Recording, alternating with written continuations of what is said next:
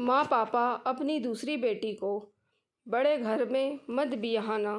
पापा देखो ना, माँ ने आज फिर मुझे मेरी मनपसंद सूट नहीं दिलाया। बाजार से आते ही मानसी ने मचलते हुए अपने पापा से शिकायत की। ओहो रमा, तुम भी ना दिला देती बच्ची को उसका मनपसंद सूट। गुप्ता जी ने अपनी पत्नी से कहा। रमा ने कहा, अच्छा जी, कैसे दिला देती, एक ही तो बेटी नहीं है आपकी। अगर इसे दिलाती तो छोटी का मुंह फूल जाता और फिर महीने का बजट उसका क्या।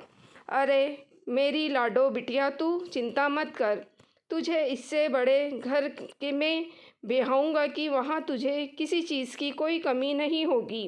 राज करेगी मेरी बिटिया रानी। गुप्ता जी ने मानसी के लाड़ लड़ाते हुए कहा। किसी बड़े घर में ब्याहने का सपना लेकर ही मानसी बड़ी हुई थी। सुंदर और सुघड़ तो वो थी ही, अच्छे अच्छे घर से उसके लिए रिश्ते आने लगे। एक दिन जब पास शहर के अच्छे बड़े घर से रिश्ता आया तो गुप्ता जी को लगा कि उनकी तलाश पूरी हो गई। लड़के वालों की बस यही डिमांड थी कि बारात की खातिरदारी अच्छे से होनी चाहिए। इतना अच्छा रिश्ता देखकर गुप्ता जी ने उनकी ये मांग सहर्ष स्वीकार कर ली।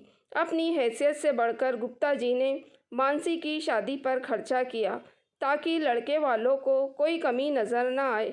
शादी बहुत धूमधाम से हुई। एक से बढ़कर एक साड़ियाँ, लहंगा और जेवर लड़के वालों ने चढ़ाए। मानसी तो अपने भाग्य पर इतरा रही थी। सभी बहुत खुश थे। मानसी शादी करके अपने ससुराल चली गई। इतना आलीशान बंगला, गाड़ियाँ, सब कुछ तो था वहाँ ससुराल में। कदम रखते ही द्वारा छेकाई पर ननद ने नेक मांगा। मानसी ने अपने पर्स से 1100 रुपये का लिफाफा निकालकर दे दिया। ननद ने नाक भौं सिकोड़कर सास से कहा, ये क्या माँ, हमारी क्या इतनी ही औकात है। सास ने कहा, अरे बेटा, अभी ये नई आई है ना, इसे क्या पता हमारे घर में बहन बेटियों को क्या नेक देते हैं। तू आ, मैं अपनी लाडो को सोने के झुमके दूंगी। सुबह मानसी नहा धोकर अपने मायके से लाई सुंदर सी साड़ी पहनकर तैयार हो गई। जब वो कमरे से बाहर निकली तो सास ने देखते ही टोक दिया, बहू ये क्या पहन लिया, इतने मेहमानों में ये साड़ी अच्छी नहीं लगेगी।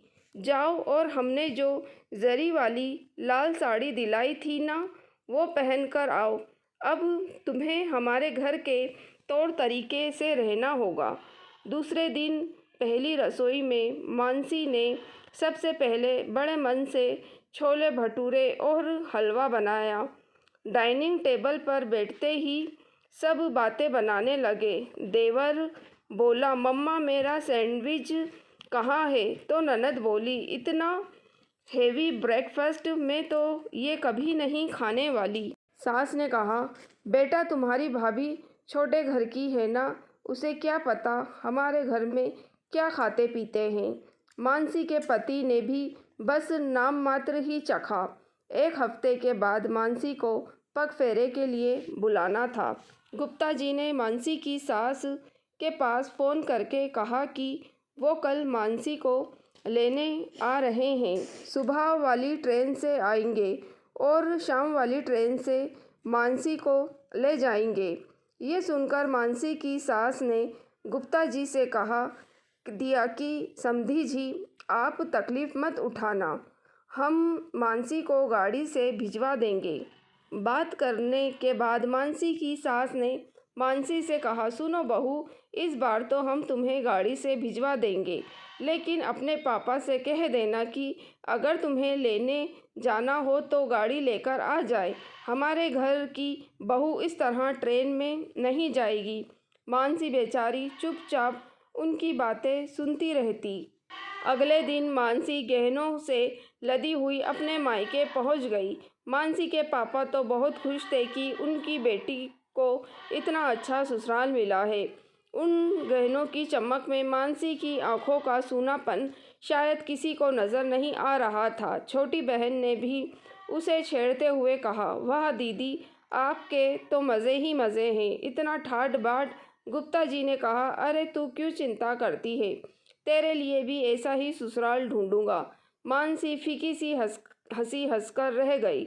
अगले दिन दामाद बाबू मानसी को लेने आ गए। खूब खातिरदारी की उनकी।